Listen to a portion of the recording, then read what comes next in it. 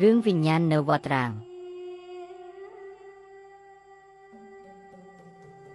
តារាយុវជនមកពីភ្នំពេញទៅលេងស្រុកកំណើតជីដូនជីតាជាមនុស្សចង់ដឹងចង់ឮតែក៏ឆាប់ខ្លាច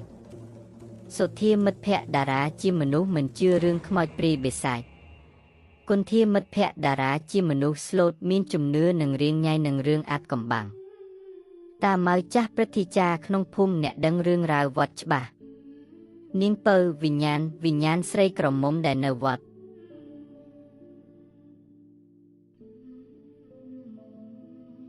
តារាសុធានិងគុន្ធាបានធ្វើដំណើរមកដល់ភូមិដាច់ស្រយាលមួយដែលជាស្រុកកំណើតរបស់ជីដូនជីតាតារាខ្យល់អាកាសបរិសុទ្ធវាលស្រែខៀវខ្ចីនិងផ្ទះឈើបុរាណធ្វើឲ្យពួកគេមានអារម្មណ៍ប្លែកពេលល្ងាចបន្ទាប់ពីរៀបចំអីវ៉ាន់រួចតារាបាននាំមិត្តភក្តិដើរលេងក្នុងភូមិពួកគេបានឃើញក្មេងមួយក្រុមរត់លេងទាំងភ័យខ្លាចចេញពីព្រៃរបស់ក្បែរនោះ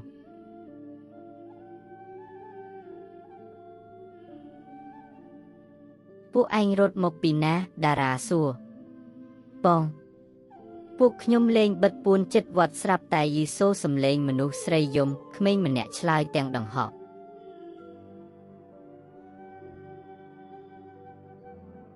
សុធាសើចតិចគឺខ្មោចលងហេះសម័យនេះហើយគុន្ធាបែរជាព្រឺសម្បុរកវត្តនឹងមានរឿងអីមែនទេតារា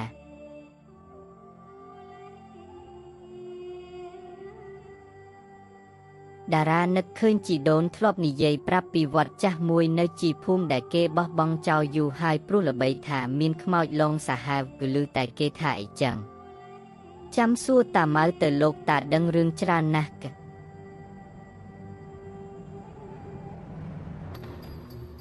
ពួកគេបានទៅជួបតាម៉ៅដែលកំពុងអង្គុយលើគ្រែក្រោមផ្ទះក្រោយពីសួរសុខទុក្ខរួចតារាក៏សួរពីរឿងវត្តរាង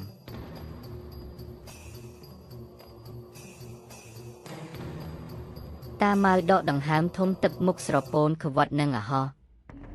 កាលពីជំនាន់មុនសង្គ្រាមវត្តនឹងធ្លាប់ជាវត្តធំមួយនៅតំបន់នេះតែក្រោយមកក៏ចាប់ផ្ដើមស្ងាត់ទៅរហូតដល់មានរឿងមួយកើតឡើង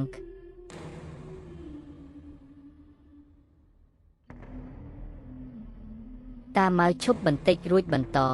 មានក្រមុំម្នាក់ឈ្មោះនាងពៅស្អាតណាស់ហើយចិត្តល្អឧស្សាហ៍ទៅធ្វើបុណ្យនៅវត្តនឹងតែនាងត្រូវបានគេចោទប្រកាន់ថាលួចគ្រឿងអលង្ការព្រះពុទ្ធរូបក្នុងព្រះវិហារទោះនាងប្រកែកយ៉ាងណាក៏គ្មានអ្នកជឿគេចាប់នាងចង់ទុកនៅក្រោមដើមពោតក្នុងវត្តដើម្បីសួរចម្លើយយប់នោះគេប្រទះឃើញនាងចង់សម្លាប់ខ្លួននៅដើមពោតនឹងឯង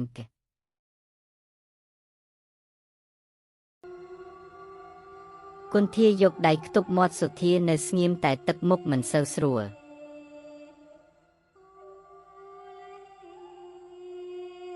តាម៉ៅបន្តតែអ្នកភូមិខ្លះជឿថានាងមិនបានសម្លាប់ខ្លួនទេគឺមានគេសម្លាប់នាងបំបិតមាត់រួចធ្វើជានាងចង់ក៏អ្នកខ្លះទៀតថាវិញ្ញាណនាងនៅតែវិលវល់ក្នុងវត្តនឹងដើម្បីរកយុត្តិធម៌តាំងពីពេលនោះមកវត្តក៏កាន់តែស្ងាត់ជ្រងអ្នកណាចូលទៅពេលយប់តែងតែជួបរឿងចម្លែកឬសំឡេងយំឃើញស្រមោលស្រីរហូតដល់ព្រះសង្ឃក៏គង់នៅមិនបានទីបំផុតវត្តក៏ត្រូវរហូតមក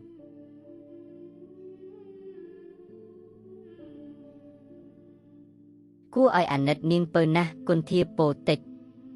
រឿងព្រេងទេដឹងតាសុធានៅតែមិនអស់ចិត្តជឿមិនជឿស្រេចលើចៅទេ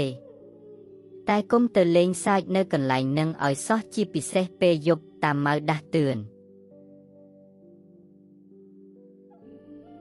យប់នោះខណៈកំពុងអង្គុយជុំគ្នាតារាក៏លើករឿងវត្តមកនិយាយទៀត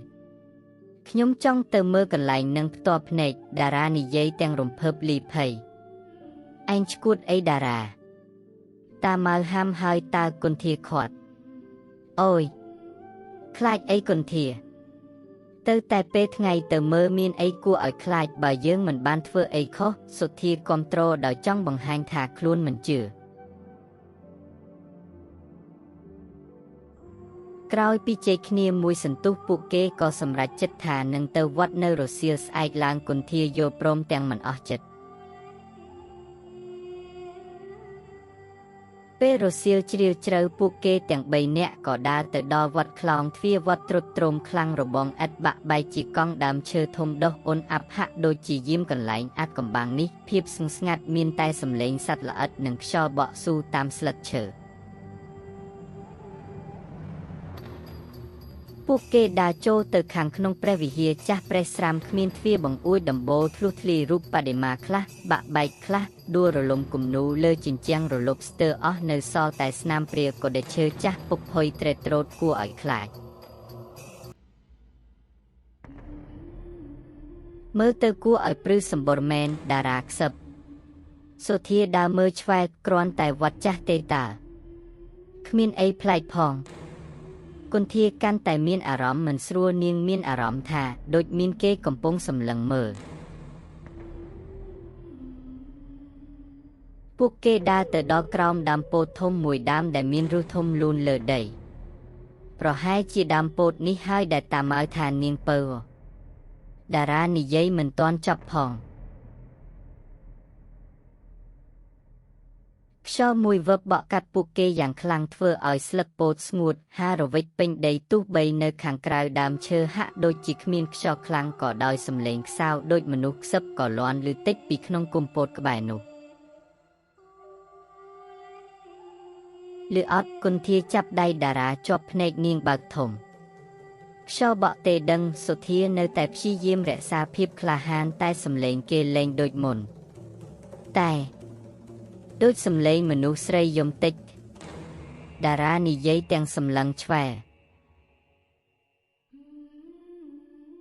ពេលនោះភ្នែកតារាក្រឡេកទៅឃើញអ្វីម្យ៉ាងនៅគល់ឈើពោតគាត់ដើរទៅជិតយឺតហើយអន់រើសវាឡើងវាជាបន្តោងខ្សែកប្រាក់ចាស់មួយមានរូបផ្កាចំបៃដែលរលប់ស្ទើរអស់នេះប្រហែលជារបស់អ្នកណាជ្រុះទេតារាហុចឲ្យមិត្តភក្តិមើលគន្ធាមើលបន្តោងនោះហើយនិយាយទាំងញ័រមាត់គឺតាមម៉ៅធ្លាប់ថានាងពៅចូលចិត្តផ្កាចំបៃណាស់គឺពាក្យនេះធ្វើឲ្យកាន់តែតានតឹងស្រាប់តែពួកគេមានអារម្មណ៍ថាធាតុអាកាសចុះត្រជាក់ភ្លាមទោះបីថ្ងៃនៅមិនទាន់លិចអស់ក៏ដោយសំឡេងយំខ្សឹកខ្សួលហាក់ដូចជាឬកាន់តែច្បាស់ហើយរំកិលមកចិត្តពួកគេ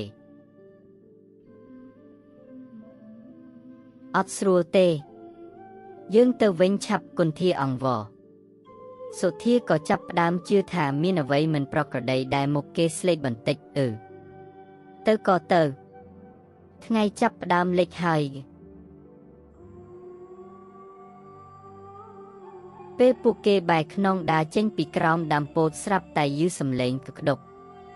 ដូចមានអ្វីធ្លាក់ពីលើដើមឈើពួកគេទាំង3ភ្ញាក់ព្រឺតងាកក្រោយព្រមគ្នាគ្មានអ្វីសោះក្រៅពីមែកឈើស្ងួតមួយកំណាត់ធ្លាក់លើដីប៉ុន្តែមួយប៉ព្រិចភ្នែកតារាស្ពតថាគេបានឃើញស្រមោលសខ្មៅរាងដូចមនុស្សស្រីឈរនៅក្បែរគល់ឈើមុននិងរលាយបាត់ទៅវិញឃើញអត់តារាស្រែកតិចឃើញអីគេសុធាសួរទាំងភ័យអត់ទេទៅឲ្យលឿនគន្ធាយំផងរត់ផងពួកគេទាំង3ក៏នាំគ្នារត់ចេញពីវត្តនោះយ៉ាងលឿនមិនហ៊ានងាកក្រោយសំឡេងយំហាក់ដូចជារសាត់តាមខ្នងពួកគេរហូតដល់ពួកគេចេញផុតពីខ្លោងទ្វារវត្តពួកគេរត់ស្ទើរដាច់ខ្យល់ទៅដល់ផ្ទះតាម៉ៅវិញឃើញសភាពស្លេកស្លាំងនិងភ័យតក់ស្លុតរបស់យុវជនទាំង3តាម៉ៅក៏ដឹងភ្លាមថាពួកគេទើបចេញពីវត្តមកមិនហើយចៅតាប្រាប់ហើយថាគុំទៅតាម៉ៅនិយាយដោយទឹកមុខបារម្ភតារាហត់ដកដង្ហើមធំរួចហុចបន្តោងខ្សែកដែលគេរើសបានឲ្យតាម៉ៅមើលតាពួកខ្ញុំរើសបាននេះនៅក្រោមដើមពោតតាម៉ៅទទួលយកបន្តោងនោះមកមើលដៃគាត់ញ័រតិចពិតមែនហើយនេះជាបន្តោងខ្សែករបស់នាងពៅតាធ្លាប់ឃើញនាងពាក់កាលពីនៅក្មេងតាម៉ៅដកដង្ហើមធំម្ដងទៀត វិញ្ញាណនាងនៅតែចង់ចិត្តនឹងកន្លែងនោះនៅតែចង់បានយុទ្ធធម៌នាងចង់ឲ្យគេដឹងថានាងមិនមែនជាចោរហើយនាងមិនបានសម្លាប់ខ្លួនឯងទេអ្នកដែលទៅរំខានភាពស្ងប់ស្ងាត់របស់នាងឬអ្នកដែលហាក់ដូចជាមិនជឿលើភាពស្អាតស្អំរបស់នាងតែងតែត្រូវនាងលងបន្លាច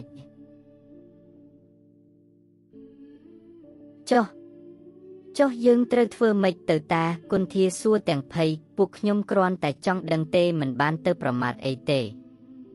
នាងប្រហែលជាចង់ប្រាប់អ្វីមួយហើយបានជាឲ្យចៅរើសបានបន្តោងនេះតែការតាក់ទងជាមួយវិញ្ញាណដែលមានកំហឹងគឺគ្រោះថ្នាក់ណាស់យប់នេះកុំចេញទៅណាឲ្យសោះនៅតែក្នុងផ្ទះហើយសូត្រមន្តការពារខ្លួនទៅតាមម៉ៅណែនាំយប់នោះតារាសុធានិងគុន្ធាដេកមិនលក់សោះរូបភាពនៅវត្តសំឡេងយំនិងស្រមោលអាត់កំបាំងនៅតែដកជាប់ក្នុងចិត្តសុធាលែងហ៊ាននិយាយឌឺដងរឿងខ្មោចទៀតហើយតារាកាន់បន្តោងខ្សែកនោះជាប់ដៃមានអារម្មណ៍ថារឿងនេះមិនទាន់ចប់ត្រឹមនេះទេតើវិញ្ញាណនាងពើពិតជាចង់បានអ្វីពីពួកគេតើការរកឃើញបន្តោងខ្សែកនេះជាការចាប់ផ្ដើមនៃរឿងរ៉ាវដ៏គួរឲ្យរន្ធត់ជាងនេះឬជាតម្រុយដើម្បីដោះស្រាយអាថ៌កំបាំងដ៏សោកសៅមួយនេះយប់នោះពិតជាយូរខ្លាំងណាស់សម្រាប់យុវជនទាំង3ពួកគេដេកក្នុងបន្ទប់តែមួយនៅផ្ទះជីដូនតារាដើម្បីកុំឲ្យខ្លាចពេកគុន្ធាសូត្រមន្តខ្សឹបរហូតដល់គេងលក់សុធាដេកបែរខ្នងដាក់ជញ្ជាំងភ្នែកបើកធំស្ដាប់គ្រប់សំឡេងនៅខាងក្រៅរាយតារាវិញគេគេងមិនលក់សោះដៃនៅតែក្តាប់បន្តោងខ្សែកជាប់គេមានអារម្មណ៍ថាភាពត្រជាក់ពីបន្តោងនោះហាក់ជ្រាបចូលក្នុងសាច់គេពាក់កណ្ដាលអាធ្រាត្រខ្យល់បក់បោកយ៉ាងខ្លាំងខុសពីធម្មតាធ្វើឲ្យបង្អួចផ្ទះចាស់ទង្គិចគ្នាយឺសូរក្រាំងសំឡេងឆ្កែលូពីចម្ងាយធ្វើឲ្យកាន់តែគួរឲ្យខ្លាចស្រាប់តែតារាឮសំឡេងខ្សឹបនៅក្បែរត្រចៀកជួយខ្ញុំផងតារាស្ទុះងើបអង្គុយព្រឹបបេះដូងលោតញាប់ស្ទើរបែកទ្រូងគេដាស់សុធានិងគុន្ធាតិចយីអត់ឮសំឡេងអត់តារាសួរទាំងញ័រសំឡេងអីខ្ញុំឮតែខ្យល់បក់ទេសុធាឆ្លើយទាំងងុយគុន្ធាភ្ញាក់ឡើងភ្នែកស្រវាំងក៏ខ្ញុំយល់សប្តិអាក្រក់ណាស់ឃើញមនុស្សស្រីយំគេពេលនោះទ្វារបន្ទប់ដែលបិទជិតស្រាប់តែបើកចំហយឺតដោយខ្លួនឯងយឺសូរក្រឺតពន្លឺព្រះច័ន្ទចាំងចូលតាមមាត់ទ្វារបង្កើតជាស្រមោលវែងគួរឲ្យព្រឺពួកគេទាំង3នាក់ស្ទើរតែគាំងបេះដូងគ្មានអ្នកណាហ៊ានកម្រើកឡើយគ្មានអ្វីនៅមាត់ទ្វារនោះទេតែភាពស្ងៀមស្ងាត់និងភាពត្រជាក់ហាក់ដូចជាគ្របដណ្ដប់ពេញបន្ទប់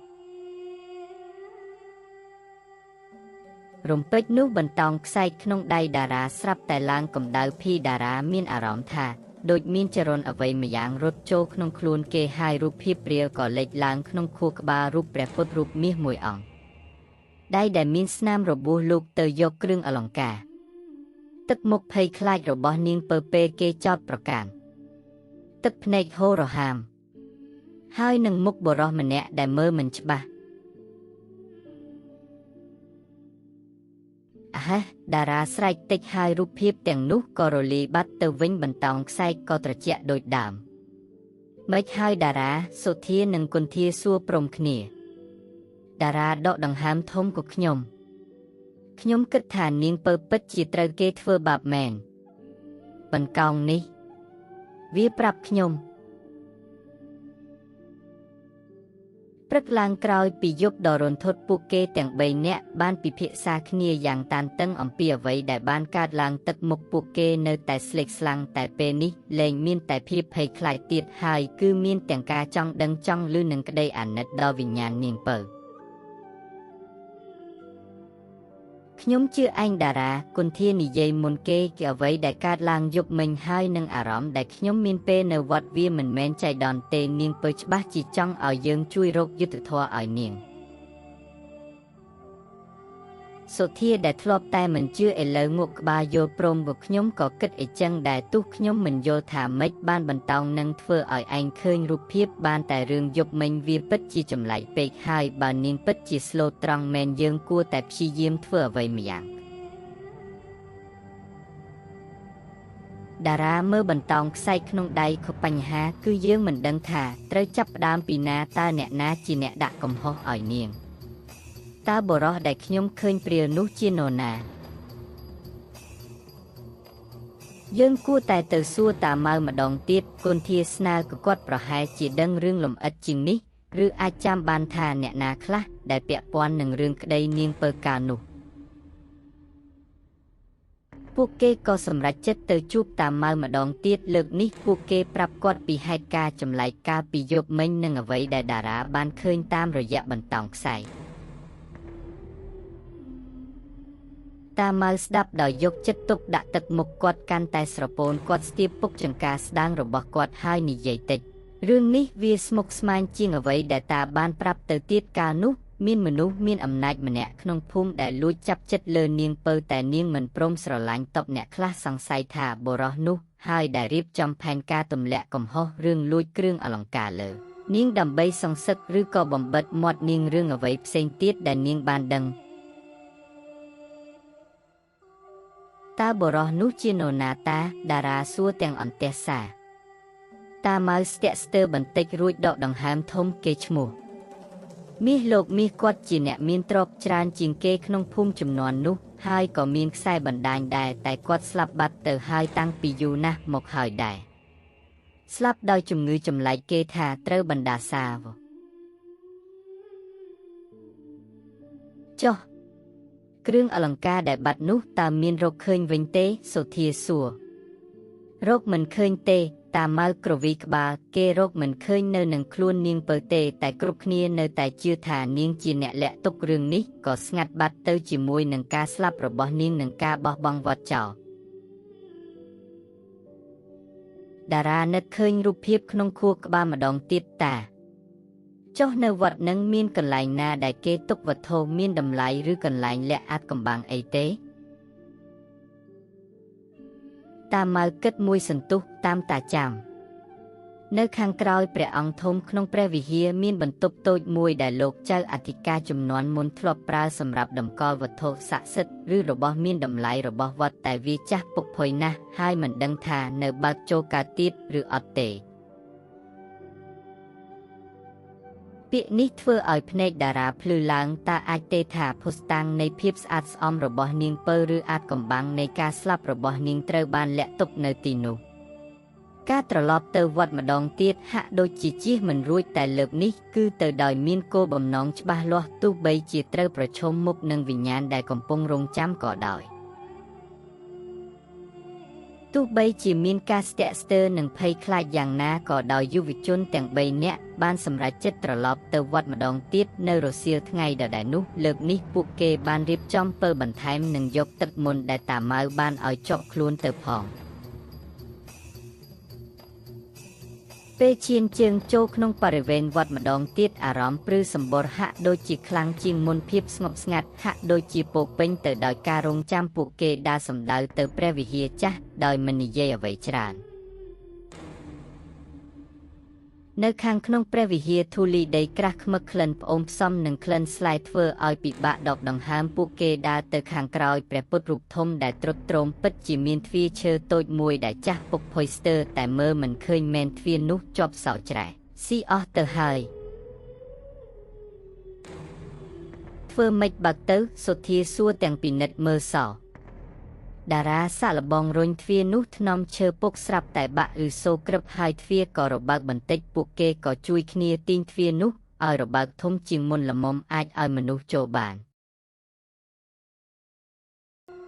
នៅខាងក្នុងគឺជាបន្ទប់តូចងឹតមួយពួកគេបើកពើឆ្លុះចូលទៅកំទេចកំទីធូលីនិងមមីសពីពេញមានហិបឈើចាស់មួយនៅគៀនជញ្ជាំងនិងពីងដីឥដ្ឋបែកមាត់ពី3តារានិងសុធាឈានជើងចូលទៅក្នុងបន្ទប់នោះខណៈគន្ធាឈរចាំនៅមាត់ទ្វារទាំងភ័យតារាយកពើឆ្លុះមើលជុំវិញគ្មានអ្វីគួរឲ្យកត់សម្គាល់ក្រៅពីហិបឈើនោះទេគេសាក់លបងបើកហិបនោះគម្របហិបធ្ងន់ណាស់តែដោយសារវាពុកផុយពួកគេក៏អាចបើកវាបាននៅខាងក្នុងហិបមានតែគម្ពីរស្លឹករឹតចាស់ដែលរហែកស្ទើរអស់នឹងក្រណាត់សំពត់អាវចាស់រលួយហាក់ដូចជាគ្មានអ្វីដែលជាភស្តុតាងឡើយ គ្មានអីសោះសុធានិយាយទាំងអស់សង្ឃឹមពេលនោះដែលគុន្ធាដែលឈរនៅខាងក្រៅស្រាប់តែស្រែកឡើងក៏តារាសុធាបើនេះ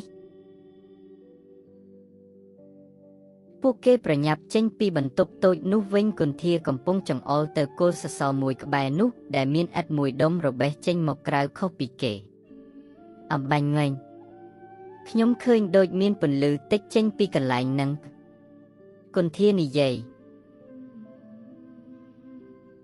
តារាដើរទៅជិតហើយសាក់លបងដកឥដ្ឋដុំនោះចេញវារង្គើតិចហើយដោយកម្លាំងបន្តិចគេក៏អាចដកឥដ្ឋដុំនោះចេញពីជញ្ជាំងសសរបាននៅពីក្រោយឥដ្ឋនោះគឺជាប្រហោងតូចមួយដែលល្មមដាក់ដៃលូកចូលបាន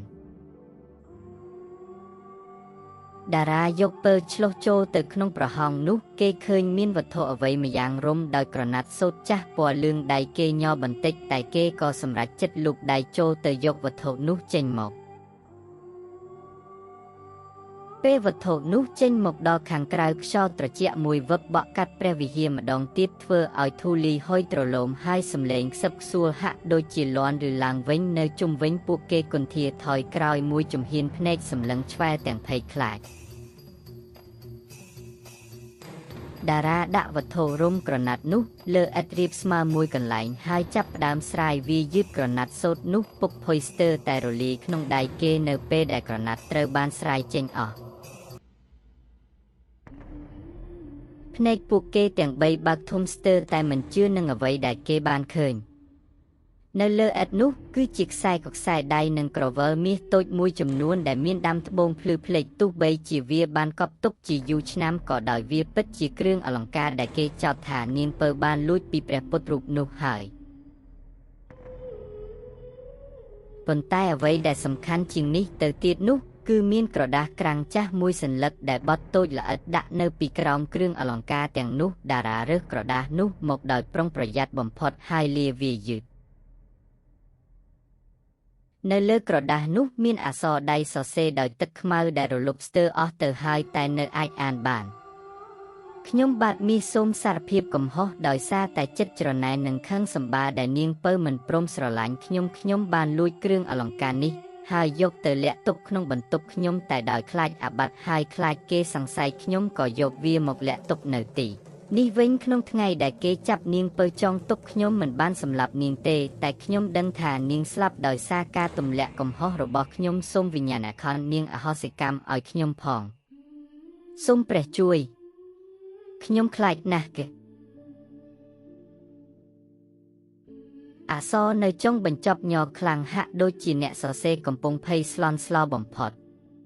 ពេលដែលតារាអានចប់សំឡេងយំខ្សឹកខ្សួលដែលលាន់រហូតមកនោះស្រាប់តែស្ងាត់ឈឹងទៅវិញខ្យល់ដែលបក់បោកក៏ឈប់ភ្លាមបរិយាកាសក្នុងព្រះវិហារហាក់ដូចជាស្រឡះជាងមុនទោះបីជានៅតែស្ងាត់ជ្រុងក៏ដោយ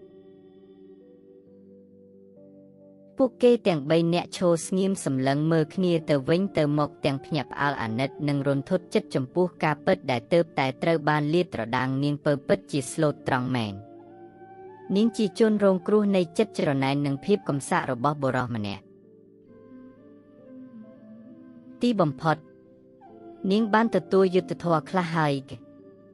គុន្ធាខ្សឹបតិចទឹកភ្នែកនាងហូរដោយមិនដឹងខ្លួនសុធាងក់ក្បាលយើងត្រូវតែយកភស្តុតាងនេះទៅឲ្យតាម៉ៅមើលហើយប្រាប់អ្នកភូមិឲ្យបានដឹងពីការពិត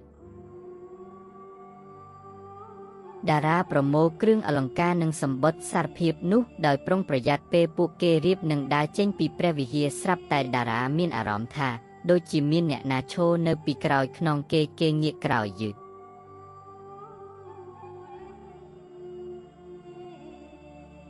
គ្មាននរណាម្នាក់នៅទីនោះទេប៉ុន្តែមួយប៉ព្រិចភ្នែកគេហាក់ដូចជាឃើញស្រមោលសព្រារាងជាស្ត្រីម្នាក់ឈរនៅក្បែរព្រះពុទ្ធរូបញឹមតិចមកកាន់ពួកគេមុននឹងរលាយបាត់បន្តិចម្ដងចូលទៅក្នុងអាកាសលើកនេះមិនមានភាពគួរឲ្យខ្លាចទេមានតែអារម្មណ៍នៃការដោះលែងនិងភាពស្ងប់សុខ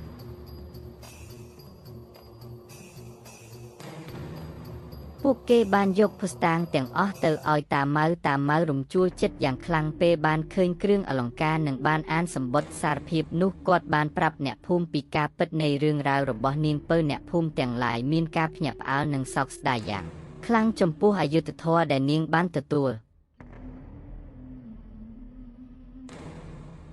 ពួកគេបានមូលមិត្តគ្នារៀបចំធ្វើបុណ្យឧទ្ទិសកុសលយ៉ាងធំមួយនៅវត្តនោះដើម្បីលាងបាបឲ្យវិញ្ញាណនាងពៅនិងលោកមាសព្រមទាំងសុំខមាទោសចំពោះការយល់ខុសកន្លងមកគ្រឿងអលង្ការត្រូវបានយកទៅតម្កល់ទុកនៅវត្តថ្មីក្នុងភូមិវិញ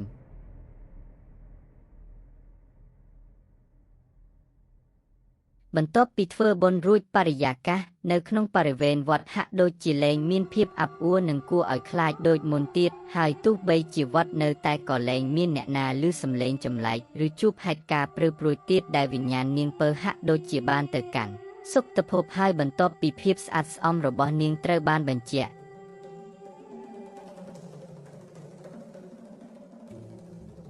តារាសុធានិងគុន្ធាក៏បានត្រៀមខ្លួនចាក់ចេញពីភូមិនោះត្រឡប់ទៅភ្នំពេញវិញបទពិសោធន៍ដ៏រន្ធត់និងអាថ៌កំបាំងនេះបានបង្រៀនពួកគេជាច្រើនជាពិសេសគឺសុធាដែលលែងមើលស្រាលរឿងដែលគេមើលមិនឃើញទៀតហើយតារាបានយកបន្តោងខ្សែផ្កាចំបៃនោះទៅដាក់នៅក្រោមដើមពោតវិញជាការគោរពចុងក្រោយដល់នាងពៅ